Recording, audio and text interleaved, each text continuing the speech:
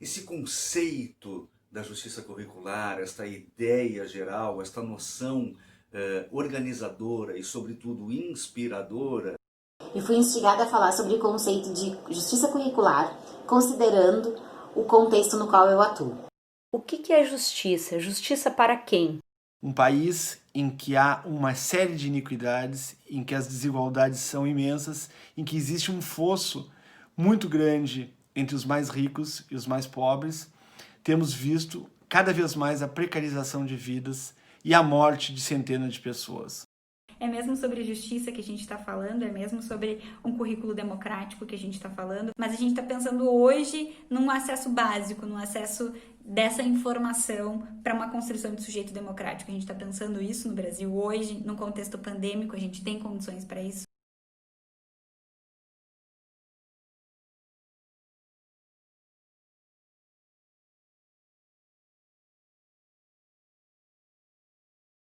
Inicialmente, eu quero pontuar que o currículo ele não é neutro, ele faz parte dessas disputas, nem tudo pode ser dito em determinado local, em determinado contexto, e o currículo não foge disso, né? A gente pode trazer, por exemplo, a questão da cultura afro-brasileira, que só vem ser discutida como um ponto obrigatório nos currículos a partir de 2003. Trata-se, portanto, de reconhecer o currículo como um lugar, um espaço poroso, onde existem inúmeras tensões relacionadas às diversas escolhas de conteúdos, de práticas de ensino e aprendizagem, às diversas colocações do papel dos diversos sujeitos ali implicados.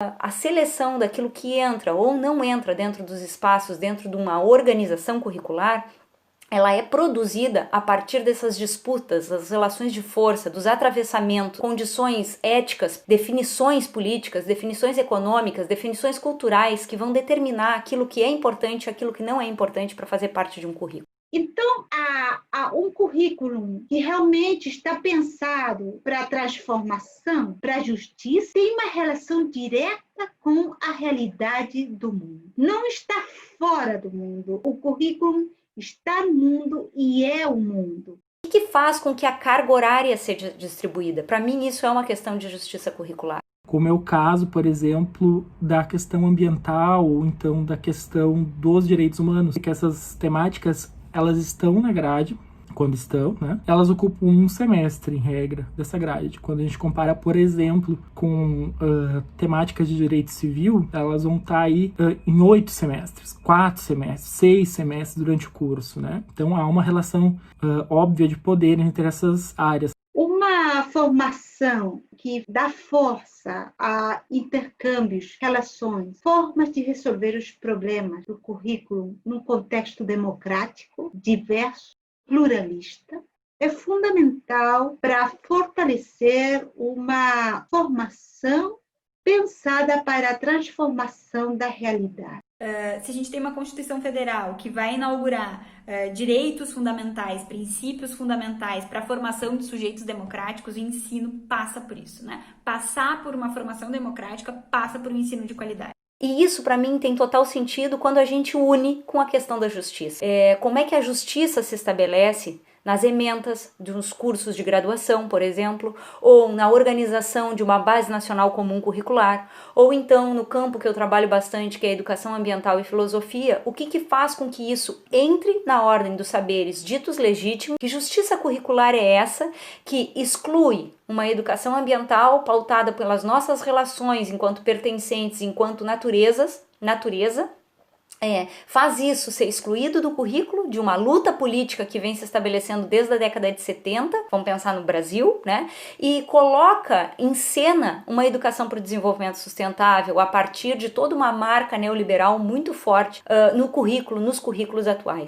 Porco Santomé, um dos principais pensadores da justiça curricular, trazia, 2 anos atrás apenas, a imagem descritiva de um vírus a respeito daquilo que se espalha pelo mundo da vida no ambiente da educação e contra o que a justiça curricular deve opor-se. Trata-se do descompromisso com valores e ideais, trata-se de uma marginalização do pensamento crítico e da atividade reflexiva, trata-se do soerguimento de novas hierarquias disciplinares, supostamente baseadas em esquemas de decisão sobre o que é mais importante no terreno da cultura e do conhecimento. Trata-se do controle autoritário e burocrático do trabalho, impeditivo de meios efetivos para o debate, para a decisão democrática, subordinando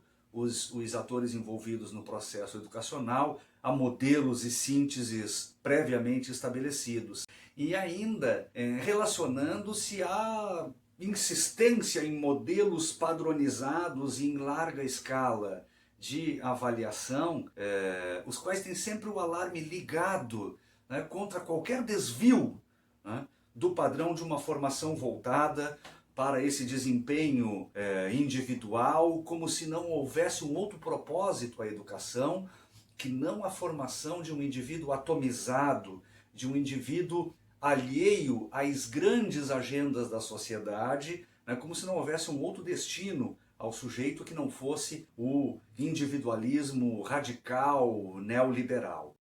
Para nós que pertencemos a um grupo de pesquisa que estuda currículo, que estuda justiça, será realmente desafiador pensar como a educação pode ou deve se constituir num instrumento de mitigação dessas desigualdades. Por isso, o termo justiça curricular é absolutamente contemporâneo e fundamental para esse momento que estamos todos nós envolvidos com a pandemia.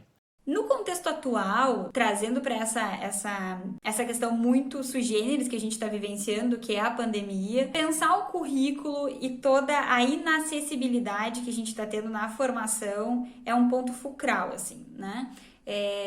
Quando a gente está aí discutindo muitas vezes quem é que está tendo acesso à universidade, quem é que está tendo acesso ao conhecimento, quando a gente traz para o contexto da pandemia, isso se torna ainda mais abissal.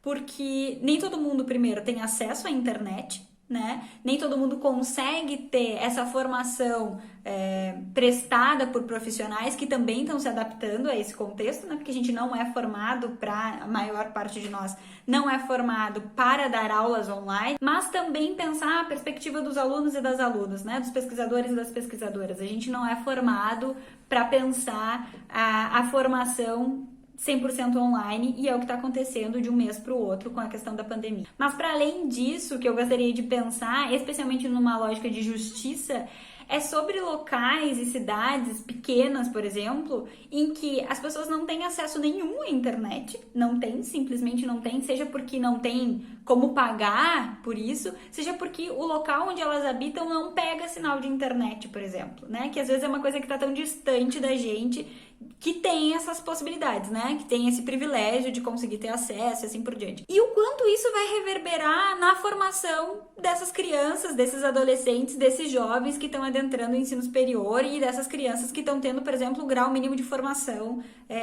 no ensino, né? As minhas atividades profissionais e as de pesquisa, elas têm sido desenvolvidas a partir do sistema prisional brasileiro.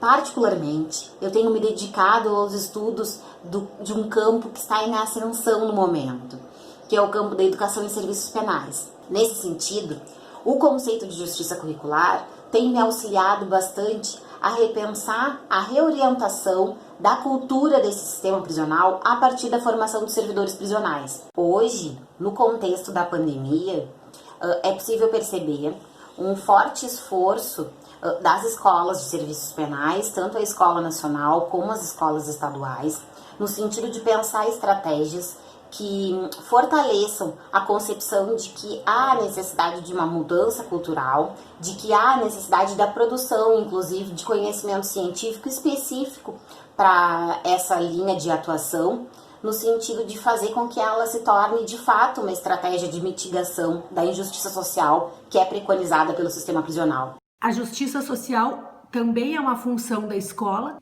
Com certeza, a gente terá uma escola mais humana, mais democrática, mais participativa e que a gente vai conseguir tratar e fazer, né, contribuir para a construção de espaços onde o estudante, o aluno, a aluna, todas as pessoas, independente de crença, independente de gênero, independente de condição social, elas tenham aí um espaço realmente de formação no sentido de crescimento não só intelectual, mas de crescimento pessoal, de um crescimento na sua integralidade.